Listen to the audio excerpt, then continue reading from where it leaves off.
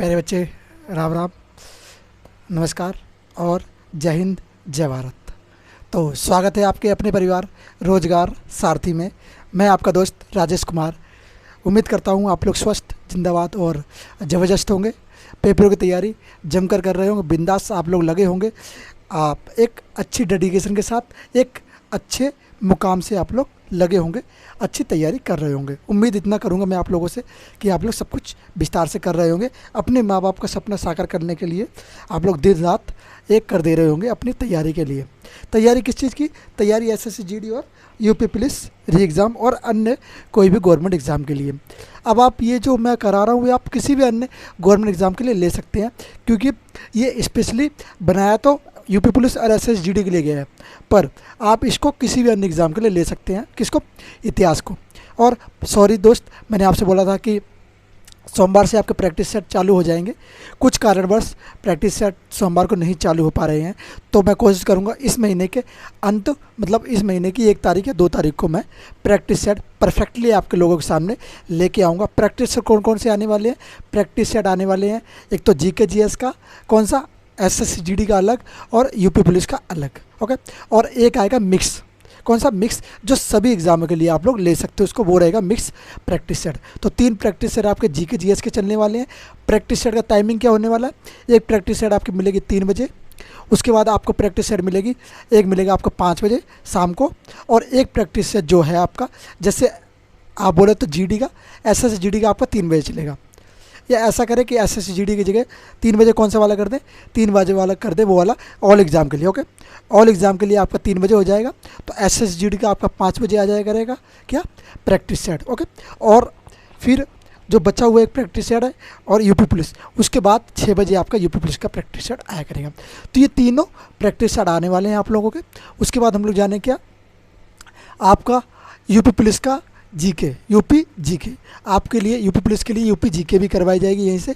तो आप लोग निश्चिंत रहिए, कंटेंट आपको उसमें भी बेहतर मिलने वाला, जैसा कि आप में इसमें इस इतिहास में आपको कंटेंट मिल रहा है, इससे भी अच्छा और बेहतर कंटेंट आप लोगों को प्रोवाइड किया जाएगा, क्योंकि ये भी बेहतर है इसके लिए, ये जहाँ तक है उसके लिए ये बेहतर है, और एसएससी और के लिए ये बेटर है, और यूपी पुलिस जीके के लिए वो बेटर होने वाला है। तो यूपी जीके के लिए आपको लिए तैयार रहिएगा। 1 तारीख से आपके यूपी जीके चालू होने वाली है, ओके। निश्चिंत रहिए दोस्त, सब कुछ तैयारी करवाई जाएगी, अच्छे से करवाई जाएगी, ओके। उम्मीद करूँगा सब कुछ समझ में आएगा। अब आते भैया अपने टॉपिक पर। और टॉपिक क्या था हमारा? टॉपिक चल रहा था मौर्य वंश, मौर्य युग। हम लोग सिकंदर को कवर कर चुके हैं। सिकंदर के बारे में जितनी भी बातें थी सब लोग जान चुके हैं। जिसको अगर नहीं पता तो पिछली वाली वीडियो जाके देख ले, उससे वो उसको कवर हो जाएगी सिकंदर के बारे में सारी बातें। क्योंकि भैया आप एक डेडिकेशन के साथ बढ़ोगे, एक आप बोलते रहे प्रोसेस से चलोगे, तो सारी चीज़ विस्तार से समझ में आएगी। अगर मान लो आज तुमने पढ़ाई करी, कल छोड़ दी, कल पढ़ाई करी, परसों छोड़ दी, तो ऐसे आपका ये जो होता है ना वे, पढ़ाई करने का वे, वो टूट जाता है। तो वे मत तोड़ना, लगातार करते रहना। पढ़ाई का वे अगर बना रहेगा तो अच्छे से आपको सारी चीज़ कवर होने वाली है, ओके। तो जाके आप लोग क्या करिए, जिसने नहीं देखा वो जाके देख लीजिए, और जिसने देख लिया तो लाइक शेयर सब्सक्राइब जरूर कर दिए, दोस्तों के पास शेयर जरूर कर देगा, ओके। फिर बढ़ते हैं विस्तार से। किस बारे में बात करेंगे भैया हम? आज हम बात करेंगे किसके बारे में? आज हम बात करेंगे मौर्य युग या मौर्य साम्राज्य या मौर्य वंश। इसको हम कुछ भी कह सकते हैं, मौर्य युग कहेंगे, मौर्य साम्राज्य कहेंगे, मौर्य वंश कहेंगे। तो जैसा कि मैंने आपको कल की वीडियो में थोड़ा बहुत इसके बारे में बताया था कि मौर्य युग को कितने शासक इसके अंदर आए हैं। जो इम्पोर्टेंट शासक रहे वो 3 रहे हैं। पहला चंद्रगुप्त मौर्य, जो कि इसका संस्थापक रहेगा। कब से कब तक? 322 से लेके 298 बीसी तक। 322 से लेके 298 बीसी तक कौन रहेगा? चंद्रगुप्त, ओके। फिर उसके बाद हम नीचे आते हैं तो चंद्रगुप्त का पुत्र होता है जिसका नाम है बिंदुसार। चंद्रगुप्त का जो पुत्र है, उसके बाद चंद्रगुप्त के बाद शासन कौन करेगा? बिंदुसार शासन करता है। बिंदुसार का शासनकाल कब से कब तक रहता है? तो आप कहेंगे भैया 298 से लेके 273 273 तक किसका? बिंदुसार का शासनकाल रहा है। अब भैया बिंदुसार के बाद हम जब नीचे आएंगे तो हम एक महान शासक के बारे में बात करते हैं, जो कि बिंदुसार का पुत्र हुआ है।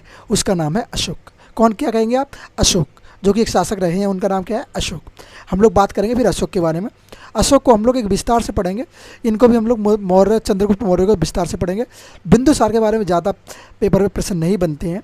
पेपर में प्रश्न किससे बनते हैं? चंद्रगुप्त से और अशोक से। अशोक के अभिलेख वगैरह से प्रश्न ज़्यादा बनते हैं। ओके, तो ये सब चीज़ें हम लोग जानेंगे। ये तो मोटा मोटा जो हमने कल किया था। अब क्या करेंगे, अब हम सबसे पहले बात करेंगे चंद्रगुप्त मौर्य के बारे में कि चंद्रगुप्त मौर्य कैसे कबीले का शासक था। कबीले का शासक नहीं कहेंगे, कैसे कबीले का बच्चा था, और फिर वो कैसे बच्चे से एक पूरे राज्य और पूरे बोले तो पूरे मगध का साम्राज्य शासक बन गया। ओके, सम्राट बन गया। इस सब के बारे में बात करेंगे कि एक बच्चा कैसे एक सम्राट के रूप में बढ़ा। तो क्या कहेंगे आप, चंद्रगुप्त मौर्य। शासनकाल कब से कब तक है चंद्रगुप्त मौर्य का, 322 से लेके 298 बीसी तक। आप कहेंगे भैया कि चंद्रगुप्त मौर्य का शासनकाल कब से है, 222 से लेके 398 बीसी तक। तो उम्मीद करूंगा यहाँ तक किसी को कोई डाउट हो तो बता दें। कुछ नहीं है, चलिए बढ़ते आगे। ये चंद्रगुप्त मौर्य है, ये क्या हुआ, ये किसका, मौर्य वंश का संस्थापक रहा है। क्या कहेंगे आप, संस्थापक। चंद्रगुप्त मौर्य जो कि क्या हुआ, मौर्य वंश का संस्थापक। ये क्या रहा है, मौर्य वंश का संस्थापक रहा है। संस्थापक कौन है, चंद्रगुप्त मौर्य। किस वंश का, मौर्य वंश का। तो आप कहेंगे कि मौर्य वंश का संस्थापक कौन हो जाए, चंद्रगुप्त मौर्य होने वाला है। अब बात आती है भैया चंद्रगुप्त मौर्य कैसे शासक बना, क्योंकि आप भैया बात करो कबीले के बारे में कि कबीले का वो था, बच्चा था, तो कबीले का बच्चा शासक कैसे बन जाता है। तो हम लोगों ने कहानी कहाँ पे छोड़ी थी, हम लोगों ने कहानी कहाँ पे छोड़ी थी, हम लोगों ने पिछली वीडियो में जब जाना था, किसके बारे में हम लोग पढ़ रहे थे, सिकंदर के बारे में, तो घनानंद के बारे में। तो घनानंद के बारे में पढ़ रहे थे, तो हमने कहानी जानी थी क्या, कि घनानंद जब इनके पास जाते हैं, बताते हैं, किसके पास, सॉरी चाणक्य जो है इनके गुरु, किस, चंद्रगुप्त गुरु कौन हो जाएंगे, गुरु चाणक्य। गुरु भी होंगे प्लस कौन होंगे, मंत्री, प्रधानमंत्री। इनके दोनों कार्य हैं, क्या गुरु भी है, प्रधानमंत्री भी थे। तो ये बात आती है कि गुरु प्रधानमंत्री बने, उससे पहले क्या थे, चाणक्य जो थे वो कहाँ पे, तक्षशिला विश्वविद्यालय में ये प्रोफेसर का काम करते थे। क्या करते थे, प्रोफेसर थे तक्षशिला विद्यालय में, विश्वविद्यालय में। जब ये तक्षशिला विश्वविद्यालय में प्रोफेसर थे, तो उस समय इनके गुप्तचरों के माध्यम से इन्हें पता चलता है कि कोई एक व्यक्ति है जिसका नाम है, यूनानी व्यक्ति है जिसका नाम है सिकंदर। सिकंदर जो व्यक्ति है वो पूरे विश्व पे अपने विजय प्राप्त करने के इरादे से आ रहा है। तो जो पीछे से अब यूनान से लड़ते लड़ते आ रहा है, वो भारत की तरफ अब आने की कोशिश में है, भारत को जीतने के इरादे से आ रहा है। तो जब इनको ये बात पता चलती है कि एक सिकंदर नाम का व्यक्ति है, वो भारत को जीतने के लिए भारत में आ रहा है, और सबसे पहले भारत में आएगा तो वो कहाँ से प्रवेश करेगा, तो इस चीज़ इनको पता चल गई थी। तो जब ये चीज़ इनको पता चल गई थी, तो इनने अपने जो मंत्रीगण थे, और भी उसके मंत्रीगण नहीं बोलेंगे, और भी अध्यापक थे, जो प्रतिष्ठा थे, जो क्या बोलते हैं, प्रिंसिपल, क्या बोलेंगे, प्रिंसिपल, जो प्रिंसिपल थे, उनको बताया कि ऐसी ऐसी बात है, ऐसे ऐसे होगा। तो उन्होंने कहा, उनके प्रिंसिपल बोल, सब लोगों ने मीटिंग बिठाई। तो मीटिंग में बात बनी कि घनानंद को ये बात बताएगा कौन कि ऐसे ऐसे, क्योंकि घनानंद क्रूर शासक था। जैसे मैंने आपको बताया था कि घनानंद एक क्रूर शासक था, किसी का सम्मान नहीं करता था, किसी की बात नहीं मानता था, अपनी प्रजा को उसने दबा के रखा था, बहुत क्रूरता के साथ अपनी प्रजा के साथ करता था अत्याचार। ओके, तो जब ऐसा शासक था, तो ऐसे शासक के साथ किसी के बैठ के बातचीत करना भी कोई व्यक्ति एक तरफा घबराएगा, तो वो भी लोगों के बीच में चल रहा था। अब बात आती है कि फिर भैया जाएगा कौन, तो सब में मीटिंग बनी। मीटिंग में कौन हुआ, क्या हुआ, मीटिंग में जो है चाणक्य सामने आते, चाणक्य कहते हैं मैं जाऊंगा घनानंद से बात करूंगा इस बारे में, मैं उनको समझाऊंगा कि ऐसी ऐसी बात है महाराज, आप एक अपनी मजबूत सेना के साथ अपने जो तटीय इलाके उनको मजबूत करें, वहाँ पे अपनी सेना लगाएं, क्योंकि वहाँ पे उस समय उसने खुला छोड़ रखा था, कोई भी आए कोई भी जाए, तो इतनी सेना मजबूत नहीं थी, इतना उसने ख्याल नहीं रखा था राज्य के शक्ति के बारे में, राज्य को मजबूत बनाने के मामले में। तो उनको पता था कि ये कमज़ोर है, आराम से सिकंदर प्रवेश कर जाएगा और आराम से इस पर कब्जा कर लेगा। तो जब ये गए, तो उस समय जाते हैं, तो जब ये जाए तो फिर इन्होंने कहा चलो मैं जाऊँगा। तो ये गए उसके घनानंद के पास मिलने, कौन, चाणक्य। जब जाते हैं घनानंद से मिलने, तो पहले दरबार में प्रवेश करते हैं। दरबार में देखते हैं कि लोगों को मारा पीटा जा रहा है, लोगों से टैक्स वसूला किया जा रहा है, लोगों के साथ क्रूरता से व्यवहार किया जा रहा है, किसी भी अच्छे प्रकार से व्यवहार नहीं किया जा रहा है। चाणक्य भी गए, इनके साथ भी व्यवहार बुरा किया गया है। ओके, जब ये दरबार में पहुंचते हैं, दरबार में जब पहुंचते हैं तो दरबार में क्या करते हैं, घनानंद से मीटिंग करते हैं। पहले तो घनानंद का थोड़ा स्वागत करता है अच्छे से, क्योंकि ब्राह्मण थे तो ब्राह्मण का स्वागत किया जाता है, तो ब्राह्मण का इन्होंने स्वागत किया। पर जब घनानंद को चाणक्य ने ये बात बताई कि महाराज ऐसी ऐसी बात है, सिकंदर नाम का व्यक्ति है, वो इस पे अपने मगध साम्राज्य पे हमला करने के इरादे में आ रहा है, तो आप अपनी सेना को मजबूत कर दीजिए। तो घनानंद ने कहा कि मेरे से कौन लड़ेगा, मैं तो मजबूत हूँ। अपने आप को 30 मार का खमत समझता था कि मेरे अलावा कोई है ही नहीं। तो घनानंद चाणक्य ने कहा सुधर जा भाई, नहीं पता चलेगा एक आएगा और सेना घुसेगी और तेरे को कांड करके निकल जाएगी। बहरहाल वो ऐसी बात नहीं कही होगी उसने, वो तो हम लोग मजाक के तौर पे कर रहे हैं। क्या कहेंगे, फिर उसने ऐसा समझाया कि महाराज ऐसी ऐसी बात है, आप लोग अपनी सेना को मजबूत करो। तो उसने क्या किया, घनानंद ने चाणक्य की बेइज्जती करके भगाया। क्या किया, चाणक्य खड़े थे, सीढ़ी से उसको लात मार के नीचे गिरा दिया।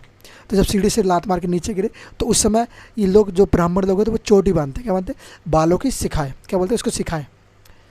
आप नॉर्मल भाषा में बाल, चोटी या सिखाए, तो वो सिखाए बांधते। तो उनकी क्या हुई, इसमें सिखाए खुल गई। जब चोटी खुल जाती है तो क्या हो, चाणक्य जो है क्रोधित हो जाते हैं। जब क्रोधित होते हैं चाणक्य, तो क्रोधित होकर चाणक्य क्या कहते हैं, चाणक्य कहते हैं कि घनानंद मैं तेरे पूरे वंश का विनाश कर दूंगा, उसके बाद ही मैं अपनी सिखाए बांधूंगा। तो ये प्रण लेने के बाद चाणक्य वहाँ से चले जाते हैं। जब वो वहाँ से जा रहे थे तो जाते जाते एक कबीला पड़ता है, एक जंगल है, जंगल में ही कबीला। तो जब कबीले से ये जा रहे थे, जंगल से जा रहे थे, तो जंगल में देखा कि एक बच्चा है। क्या हुआ, एक बच्चा है, बच्चे खेल रहे हैं और एक बच्चा उनमें से इन सब बच्चों का क्या कर रहा है, नेतृत्व कर रहा है कि कैसे कैसे तरीके से खेलना है, क्या क्या चीज़ें करनी है, सारा पुरुष नेतृत्व कर रहा है। जब घनानंद गए, सॉरी चाणक्य जब गए तो उन्होंने देखा कि एक बच्चा कितना छोटा होके कितनी बड़ी बड़ी चीज़ें कर रहा है। इसकी जो क्षमता थी ना, नेतृत्व करने की क्षमता, वो देख के घनानंद इससे प्रसन्नित हुए। तो इनको याद लगा कि ये बच्चा कुछ कर सकता है। तो पता है ना, गुरु क्या बोलते हैं, गुरु अपने स्टूडेंट के बारे में जान जाता है कि वो क्या कर सकता है आगे। ओके, तो गुरु सब कुछ होता है। तो ये क्या किया, जब ये गए तो उन्होंने जान लिया कि ये बच्चा कुछ तो कुछ करेगा। तो जब गए तो इस बच्चे से पूछा, बेटा तुम ऐसे कैसे, बोला महाराज मुझे ये सब ऐसे ऐसे आता है। तो बोला अच्छा, बोला तो तुम्हारे माँ बाप कहाँ हैं, बताया कि माता ये है। तो जब ये गए माता से मिले, माता का नाम क्या था, चंद्रगुप्त मौर्य की माता का नाम था मूरा इनकी माता का नाम था। ओके, जाति कौन सी तीन है, जाति आप कहेंगे शूद्र जाति से ये लोग संबंध रखते थे। किस जाति से संबंध रखते थे, शूद्र जाति से। स्थान कौन सा था, रानीवास। कहाँ पे रहते थे, अभी हम सब लिख देंगे, अभी तो ओरली आपको बता रहा हूँ। क्या था, स्थान था रानीवास। तो वहाँ से जब जाते हैं तो ये क्या कहते हैं, मूरा से बोलते हैं मुझे अपना पुत्र दे दो, मैं इसको पढ़ाऊँगा लिखाऊँगा आगे बढ़ाऊँगा। तो मूरा देने से मना कर देती है। पर बाद में जब मूरा को समझाया जाता कि मैं तुम्हें 1000 स्वर्ण मुद्रा देता है, कितने, 1000 स्वर्ण मुद्रा में खरीदा था, कितने में, 1000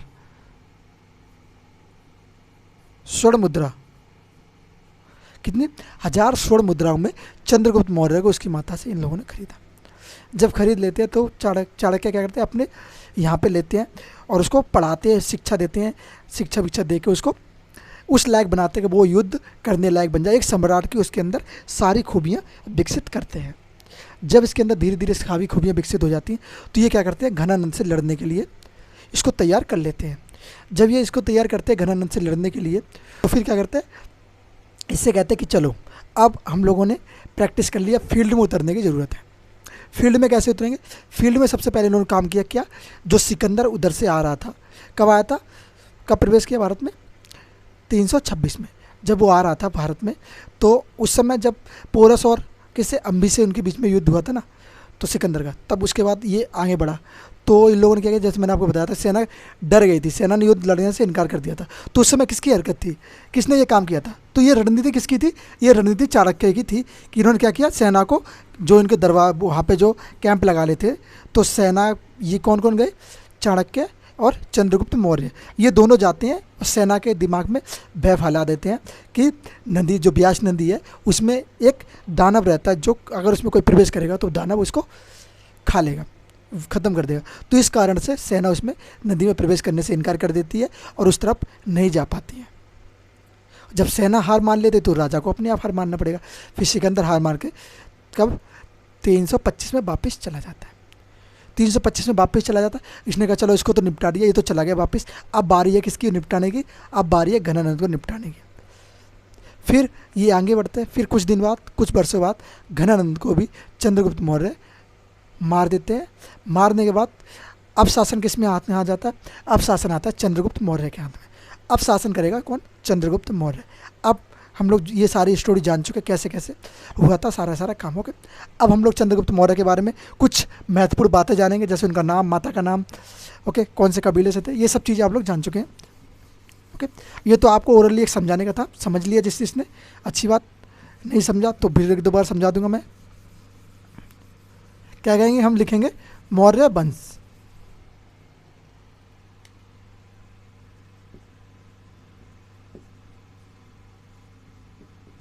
आप कहेंगे भैया मौर्य वंश, और मौर्य वंश का शासक चंद्रगुप्त मौर्य प्रथम।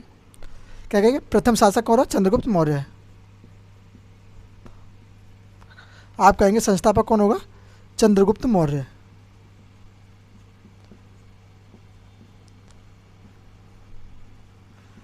चंद्रगुप्त मौर्य कब से कब तक रहेगा भैया, आप कहेंगे 322 से लेकर, जब घनानंद की मृत्यु हो जाती है 322 से लेकर 298, सॉरी क्या बोलेंगे, 298 BC। कब रहा, 298 BC तक इसने शासन किया है। अब इसके बारे में बात करते तो चंद्रगुप्त मौर्य के माता का नाम क्या था, माता का नाम आप कहेंगे तो माता का नाम बोलेंगे आप लोग मुरा। क्या कहेंगे, माता का नाम क्या था, मुरा।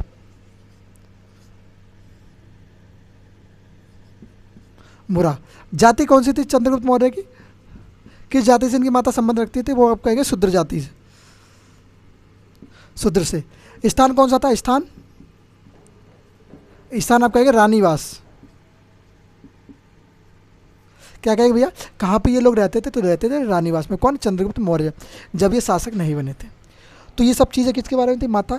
कहा जाता है बहुत सी बुक्स में और बहुत सी कहानियों में लिखा है कि चंद्रगुप्त मौर्य जो था, उनके जो पिता थे वो एक शासक थे। बाद में किसी ने उनको धोखे से उनको हरा के उनको मौत के घाट उतार दिया। फिर उनकी माता जो बची वो जंगलों में भग आई और फिर जंगलों में ये लोग रहने लगे। ऐसी एक स्टोरी। ओके, कितनी सच है कितनी हकीकत है हमें नहीं पता। ओके, चलिए अब बात करते हैं इनके प्रधानमंत्री। तो चंद्रगुप्त मौर्य जब राजा बनते हैं, तो राजा बनेंगे तो प्रधानमंत्री किसको नियुक्त करेंगे, तो प्रधानमंत्री किसको नियुक्त किया, प्रधानमंत्री किया अपने ही गुरु, जिसका नाम है चाणक्य। प्रधानमंत्री कौन नियुक्त किए गए, चाणक्य नियुक्त किए हैं। अब ये चाणक्य जो है, उनके बारे में आप लोगों ने बहुत बार सुना होगा, चाणक्य कितने बुद्धिमान व्यक्ति थे, कितने महान व्यक्ति थे। तो चाणक्य जो है, उनके अन्य नाम क्या है, चाणक्य को बहुत नाम से बुलाया जाता है। तो अन्य नाम क्या है चाणक्य के, अन्य नाम, क्योंकि प्रश्न चाणक्य के बारे में भी पेपर से बनता है। ओके, तो बोलते हैं कि एक पुस्तक है जिसका नाम है, क्या बोलेंगे, अर्थशास्त्र। क्या है, पुस्तक का नाम क्या है, अर्थशास्त्र। तो अर्थशास्त्र के लिखेगा रचयिता कौन है, अर्थशास्त्र पुस्तक के लिखे लेखक कौन है, तो आप कहेंगे अर्थशास्त्र पुस्तक के लेखक है कौन, चाणक्य है। पर जब बात आती है अर्थशास्त्र में था क्या, तो अर्थशास्त्र नाम से आप लोग समझेंगे कि अर्थशास्त्र में क्या था। और आपको लग रहा होगा कि अर्थशास्त्र में क्या अर्थशास्त्र की बात होगी, धन संपत्ति की बात होगी, नहीं, उसमें राजनीति की बात करी गई।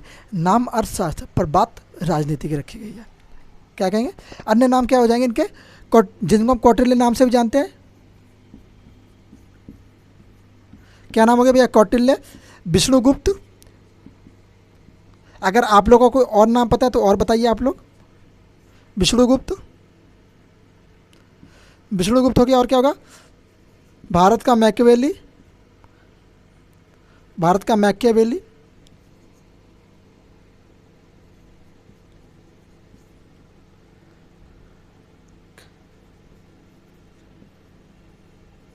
क्या कहेंगे भैया, आप कहेंगे भारत का मैकियावेली। तो ये किसके नाम है, ये चाणक्य के अन्य नाम हैं। अब बात आती है चाणक्य की पुस्तक, जिसके बारे में बात कर रहा था अभी मैं, क्या पुस्तक। तो चाणक्य की एक पुस्तक है जिसको हम किस नाम से जानते हैं, अर्थशास्त्र के नाम से। आप लोग जब 12th की क्लास में होंगे या 7th में भी होंगे तब भी आपने इस पुस्तक के बारे में बहुत बार बात सुना होगा। और जो बच्चे डिफेंस की तैयारी कर रहे हैं उन बच्चों को तो पता है कि कौन सी पुस्तक किससे संबंधित है। ओके, तो ये किस पुस्तक है? अर्थशास्त्र पुस्तक है। अर्थशास्त्र पुस्तक में क्या दिया गया भैया? इसमें दिया गया राजनीति के बारे में।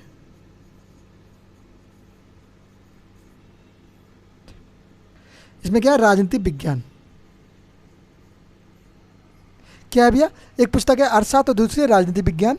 तो ये दो पुस्तक हैं और इसमें क्या गया? इसमें राजनीति के बारे में ही दिया गया है।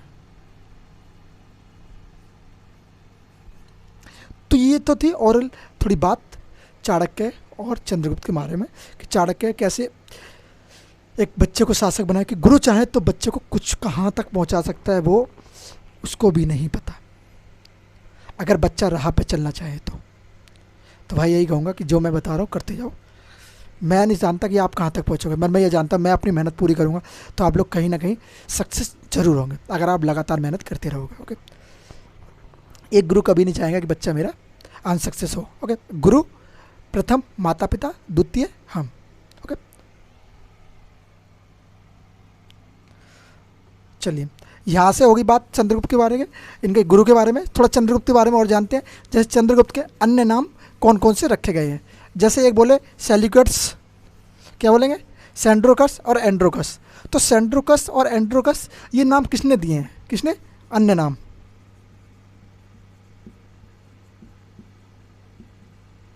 चंद्रगुप्त मौर्य के अन्य नाम क्या है? सीएम। क्या बोलेंगे? चंद्रगुप्त मौर्य के अन्य नाम एक है एंड्रोकस, एंड्रोकोट्स, एंड्रोकोस है भैया, और एक है सेंड्रोकोस।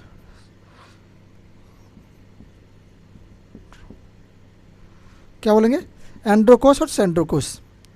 तो भैया एंड्रोकोस और सेंड्रोकोस जो चंद्रगुप्त के नाम हैं, तो ये नाम दिए किसने चंद्रगुप्त को? कि भैया सेंड्रोकोस कहेंगे और एंड्रोकोस कहेंगे। तो ये नाम देने का सबसे पहले बात करते हैं सेंड्रोकोस। तो सेंड्रोकोस नाम किसने दिया है?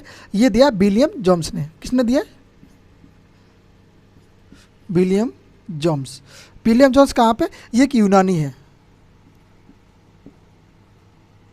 विलियम जेम्स ने, ये कहाँ के रहने वाले थे? ये यूनानी रहने वाले थे, यूनानी व्यक्ति थे जिसने इसको, विलियम जेम्स ने इसको ये नाम दिया एंड्रोकोस। तो भैया सेंड्रोकोस किसने कहा? तो सेंड्रोकोस किसने कहा? आप कहेंगे जस्टिन ने।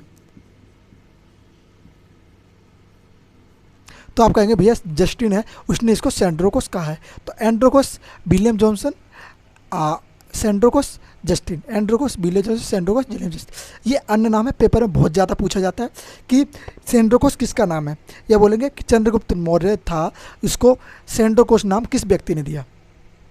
तो आप लोगों को ये बात फिट कर लेनी यहाँ पे। ओके, उम्मीद करूँगा कोई दिक्कत नहीं हो रही होगी, सबको कोई प्रॉब्लम नहीं होगी। अब बात करें चंद्रगुप्त की पत्नी के बारे में। तो भैया जो चंद्रगुप्त था उसकी दो पत्नियां थी। कितनी महत्वपूर्ण पत्नी की थी? दो। एक तो देसी और एक विदेशी। अब भैया देसी विदेशी का मतलब क्या है? आप क्या कहना चाहते हो? आप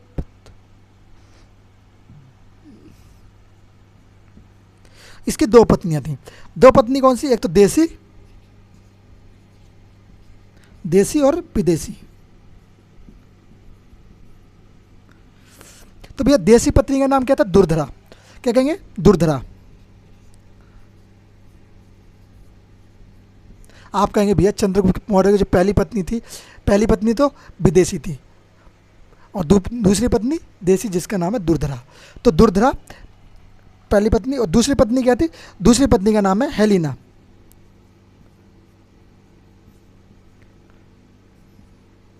हेलिना जो है यूनानी थी। कौन की? यूनान की रहने वाली थी। अब ये यूनानी महिला कैसे इसकी पत्नी बनी भैया? इसके पीछे कहानी है, कहानी मैं अभी आगे पढ़ाऊँगा। तो जब हेलेना के जो पिता हैं उनके बारे में जब पढ़ाएंगे तो उसमें ही आप लोगों को ये बात भी समझ आ जाएगी। जब हम लोग क्या बात करते हैं, जब सिकंदर यहाँ से जाता है तो किसी को अपना उत्तराधिकारी बना के जाता है। उन उत्तराधिकारी में से एक सेनापति होता है जिसका नाम क्या होता है आप लोग आगे जानेंगे। Seleucus Nicator. क्या नाम होता है उसका? Seleucus Nicator. तो सेल्यूकस निकेटर की ही पत्नी कौन? बेटी थी जिसका नाम है हेलिना। क्या नाम है? हेलिना। सेल्यूकस निकेटर की बेटी का नाम क्या है? हेलिना। आप कहेंगे भैया कि सेल्यूकस निकेटर की जो बेटी है उसका नाम है हेलेना, और हेलेना चंद्रगुप्त मौर्य की प्रथम पत्नी थी। ओके, अब बात आती है चंद्रगुप्त मौर्य और सेल्यूकस निकेटर के बीच में युद्ध।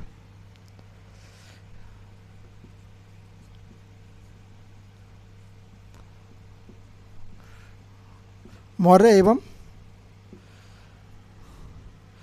सेल्यूकस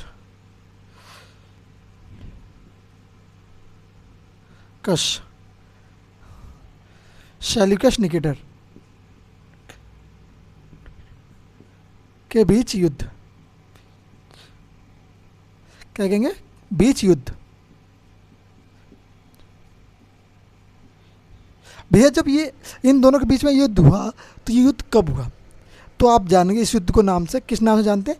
305 के युद्ध के नाम से। क्या कहेंगे? 305 में युद्ध होता है, 305 बीसी में। अब ये सेल्यूकस निकेटर कौन है भैया? तो आपको मैंने बताया था कि सेल्यूकस निकेटर एक लेखक था जो इनका सेनापति था। कौन सा? जल सेनापति, बाद में किसका? सिकंदर का। तो जब सिकंदर यहाँ से जाता है तो इसको अपना सेनापति घोषित करके जाता है, सॉरी थल सेनापति।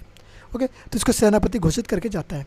तो ये सेनापति बाद में कहता नहीं, मेरे महाराज नहीं जीत पाए तो अब मैं इसको भारत को जीतने की कोशिश करूँगा, मगध साम्राज्य को जीतने की कोशिश करूँगा। तो भाई साहब इसके दिमाग में खिचड़ी पकना शुरू हो जाती है कि ऐसे ऐसे जीतना, ये करना। तो ये आता है भारत में लड़ाई करने के लिए। किसके पास? उस समय शासक था बलशाली और महावीर और अच्छा खासा शक्तिशाली शासक। कौन? चंद्रगुप्त मौर्य। अब भाई साहब ये चंद्रगुप्त मौर्य से लड़ने के तरीके से आता है इधर। जब लड़ने के इरादे से आता है तो ये चंद्रगुप्त मौर्य इसको क्या करता है? हरा देता है। चंद्रगुप्त मौर्य जब इसको हरा देता है तो ये हार जाता है। तो हारने के चक्कर में क्या करता है, जो इसकी पुत्री है जिसका नाम है दुर्धरा, क्या सॉरी दुर्धरा नहीं, क्या हेलेना, हेलेना का विवाह अब चंद्रगुप्त मौर्य से कर देता है। कहता है कि महाराज मैं तो हार गया, मेरे पास जो है वो तो मैं आपको दूंगा, प्लस मेरी पुत्री भी आप ले जाओ, इससे आप विवाह कर लो। क्या कहता है कि मेरी पुत्री ले जाओ और आप इससे विवाह कर लो। तो जब विवाह की बात आती है तो विवाह होता है, विवाह कर लेती है। पर विवाह जब हो रहा था तो लड़ाई हो जाती है, सब कुछ हो जाता है। फिर ये कहता है महाराज मेरी बेटी से विवाह कर लो। तो विवाह में जब ये चंद्रगुप्त मौर्य है, क्योंकि वो चाणक्य ने कहा था कुछ भी करने से पहले एक बार मुझसे सलाह जरूर ले लेना। तो ये गया चाणक्य के पास चंद्रगुप्त मौर्य। तब वो बोला कि गुरुजी थी तो प्रधानमंत्री था। तो दोनों तरीके से ने पूछा कि गुरुजी इसको मैंने हरा दिया है सेल्यूकस निकेटर को, और वो अपनी संपत्ति देने के लिए राजी है, प्लस अपनी बेटी देने के लिए भी राजी है, मुझसे विवाह करना चाह रहा है। क्या मैं कर लूँ? सुंदर है, गोरी है, चिड़ी है, अच्छी है, सुंदर है, शादी कर लो क्या मुझसे? इसका तो मन कर ही रहा था शादी करने का। तो उसने कहा मैं क्या करूँ? चाणक्य ने कहा मैं क्या करूँ, तुम जानो।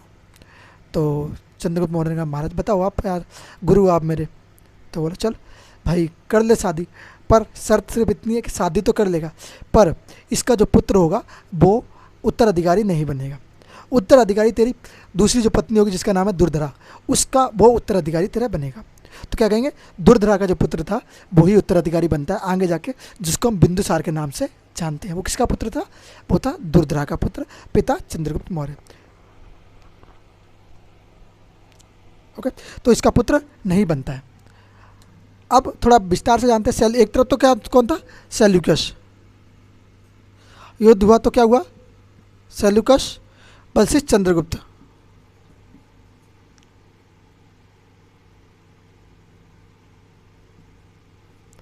चंद्रगुप्त क्या कहेंगे? चंद्रगुप्त मौर्य। भैया इन दोनों के बीच में क्या हो जाता है? इन दोनों के बीच में क्या होता है? युद्ध होता है। एक तरफ से ये, एक तरफ से ये। यह युद्ध हुआ कब हुआ भैया? तो आप कहेंगे कि 305 में। 305 में जब युद्ध होता है तो इसमें हार कौन जाता है? तो हार तो जाता है सेल्यूकस। जीत कौन जाता है? जीत तो जाता है चंद्रगुप्त। तो हार जीत का फैसला यहीं से हो जाता है। ये हार जाता है, ये जीत जाता है। जब ये हार जाता है तो ये क्या क्या चंद्रगुप्त मौर्य को देता है, और ये चंद्रगुप्त मौर्य अपनी तरफ से भेंट में क्या देता है इसको? सेल्यूकस को। तो सबसे पहले ये अपनी क्या देता है? बेटी दे देता है। बेटी का विवाह किया। क्या कहें? सबसे पहले तो इसने अपनी बेटी का विवाह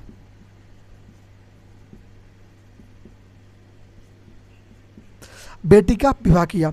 और क्या किया सेल्यूकस ने, जो कुछ हिस्से जीते थे जैसे ईरान इराक सीरिया वाले, जो ईरान इराक सीरिया वाले जो हिस्से जीते थे, क्या बोलेंगे सॉरी, क्या काबुल कांधार, काबुल कांधार और काबुल कांधार और मकरान,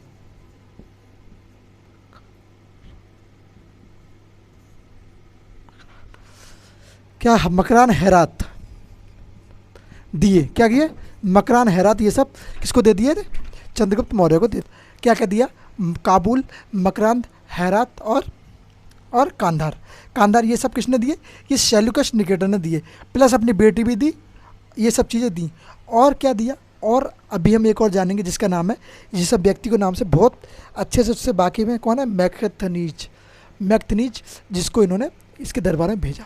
उसके बारे में थोड़े बड़े हैं तो उसके बारे में इसको यहाँ पे थोड़ा समझाए, तो उसके बारे में फिर आगे समझाएंगे। ओके, तो चंद्रगुप्त मौर्य ने फिर क्या इसको दिया, तो चंद्रगुप्त मौर्य ने इसको वापस कर दिया, कितने 500 हाथी, क्या किया 500 हाथी वापस दिए।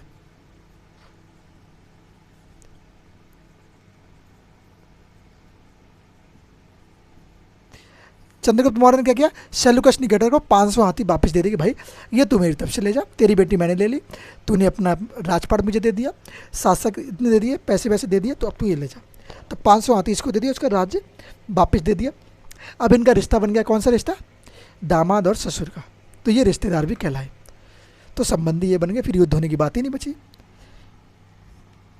अब हम लोग एक व्यक्ति के बारे में जानेंगे जिसका नाम है सेल्यूकस निकेटर। सेल्यूकस निकेटर के बारे में जान चुके हैं। सेल्यूकस निकेटर ने क्या किया, चंद्रगुप्त मौर्य के दरबार में एक व्यक्ति को भेजता है, जो कौन होता है, जो किसका राजदूत होता है, किसका राजदूत, यह है किसको, मैगस्थनीज को, ये मैगस्थनीज को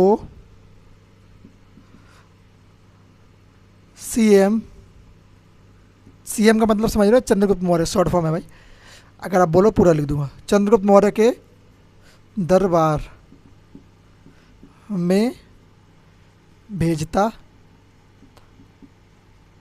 है। ये क्या करता है, मैगस्थनीज को चंद्रगुप्त मौर्य के दरबार में भेज देता है। मैगस्थनीज कौन था, ये था राजदूत, क्या था, ये राजदूत था, ये था राजदूत किसका, सेल्यूकस निकेटर का राजदूत था। बाद में कहाँ पे आ जाता है, ये चंद्रगुप्त मौर्य के दरबार में आ जाता है। फिर क्या हुआ, मैगस्थनीज ने एक पुस्तक लिखी। मैगस्थनीज की पुस्तक बड़े ही प्रसिद्ध है, जिसको सब लोग अच्छे से जानते हैं। उस पुस्तक का नाम क्या होगा, पुस्तक इसकी हिंदी क्या है, पुस्तक,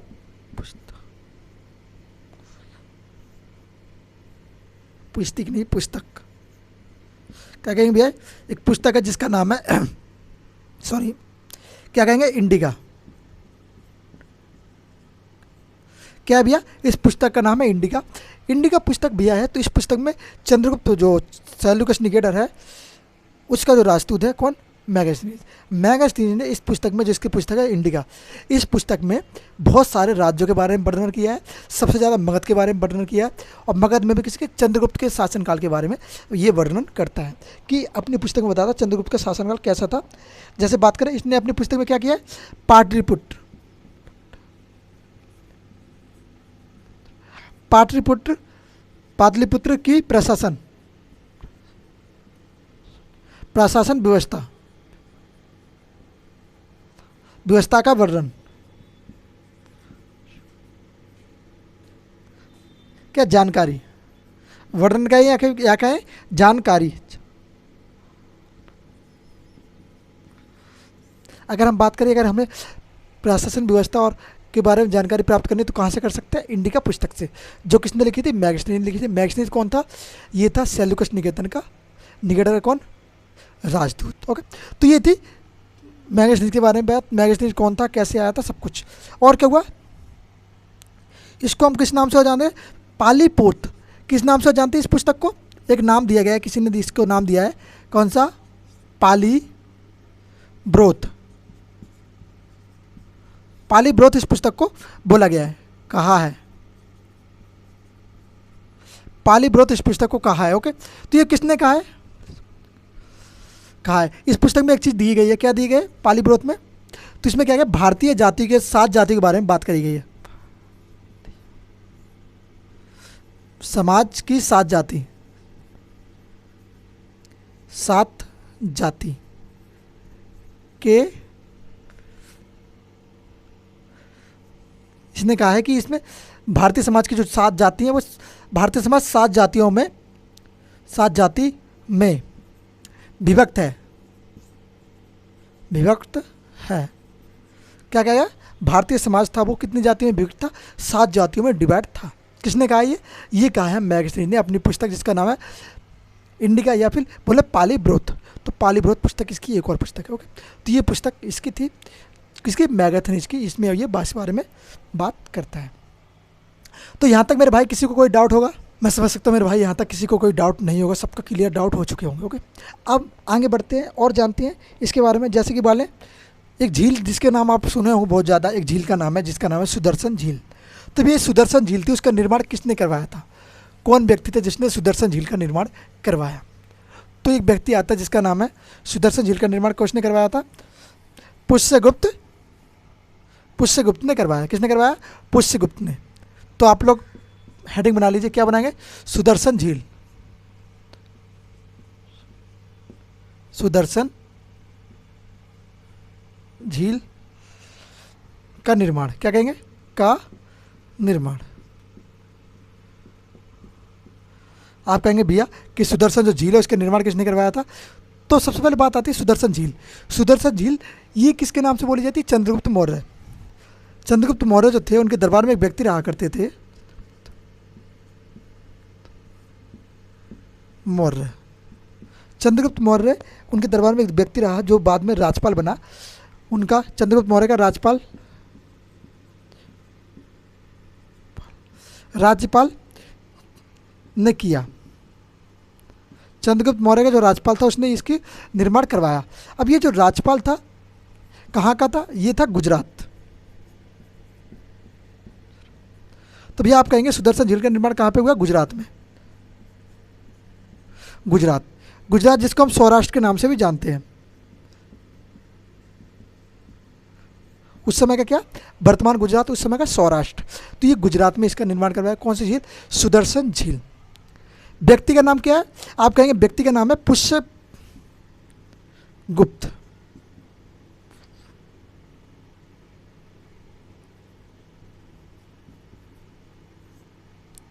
पुष्यगुप्त।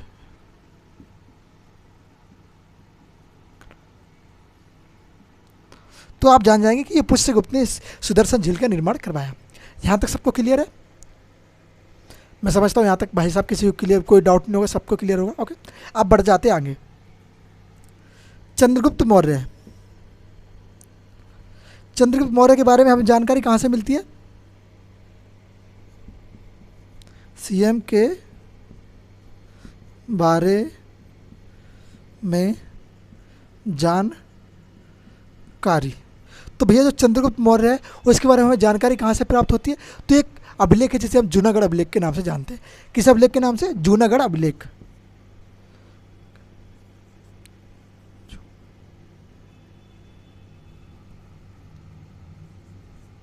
जूनागढ़,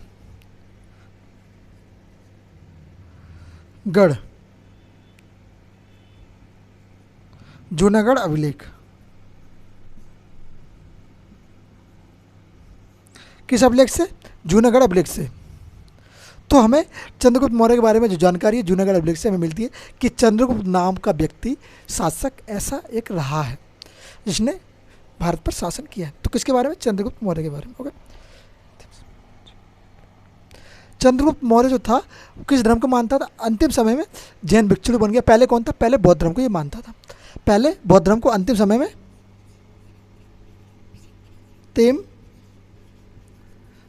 में जैन भिक्षु बन गया। क्या बन गया? जैन भिक्षु बन गया। क्या कहेंगे भैया? अंतिम समय में जो चंद्रगुप्त मौर्य था वो जैन भिक्षु बन गया। कौन? CM Maurya, CM. Okay, CM क्या हुआ? बन गया। अगर बात करें जो जैन धर्म में इसने शिक्षा किससे ली थी? तो आप कहेंगे शिक्षा किससे ली इसको? तो शिक्षा जो लिया है उसने भद्रबाहु से। किससे लिया? भद्रबाहु। जैन धर्म की जो शिक्षा है इसने किससे लिया? आप कहेंगे भैया जैन धर्म की जो शिक्षा है भद्रबाहु से लेता है। कहाँ पर? अब चलो यहीं पे क्लियर कर देता हूँ कहाँ पर ली है। तो एक जगह का नाम है श्रवणबेलगोला। क्या कहेंगे? श्रवणबेलगोला।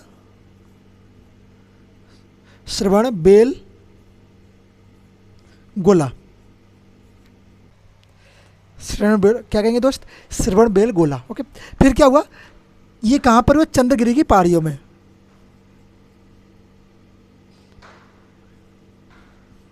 कहाँ पर? चंद्रगिरी की पहाड़ियों में।